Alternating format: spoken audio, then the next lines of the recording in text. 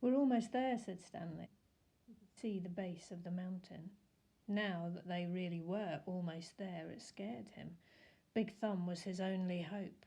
If there was no water, no refuge, then they'd have nothing, not even hope. There was no exact place where the flat land stopped and the mountain began. The ground got steeper and steeper, and then there was no doubt that they were heading up the mountain. Stanley could no longer see Big Thumb. The slope of the mountain was in the way. It became too steep to go straight up. Instead, they zigzagged back and forth, increasing their altitude by small increments every time they changed directions.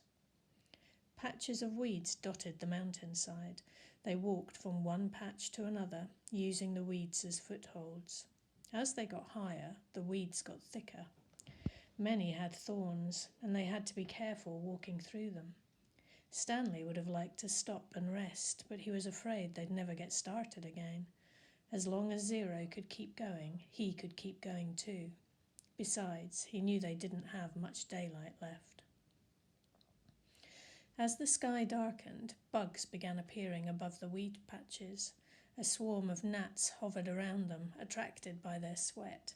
Neither Stanley nor Zero had the strength to try to swat at them. "How are you doing?" Stanley asked. Zero pointed thumbs up. Then he said, "If a gnat lands on me, it'll knock me over." Stanley gave him some more words. "Bugs," he spelled. Zero concentrated hard, then said, "Boogs."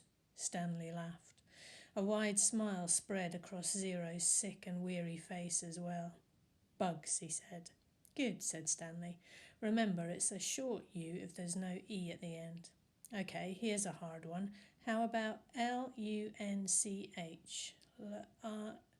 Suddenly, Zero made a horrible, wrenching noise as he doubled over and grabbed his stomach. His frail body shook violently, and he threw up, emptying his stomach of the sploosh. He leaned on his knees and took several deep breaths. Then he straightened up and continued going.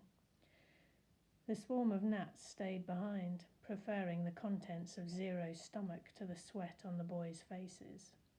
Stanley didn't give him any more words, thinking that he needed to save his strength. But about 10 or 15 minutes later, said, "Lunch." As they climbed higher, the patches of weeds grew thicker, and they had to be careful not to get their feet tangled in thorny vines. Stanley suddenly realized something. There hadn't been any weeds on the lake. "Weeds and bugs," he said. "There's got to be water around somewhere. We must be getting close." A wide, clown-like smile spread across Zero's face. He flashed the thumbs-up sign, then fell. He didn't get up. Stanley bent over him. "Come on, Zero," he urged. "We're getting close. Come on, Hector. Weeds and bugs. Weeds and boogs." Stanley shook him. "I've already ordered your hot fudge sundae. They're making it right now." Zero said nothing.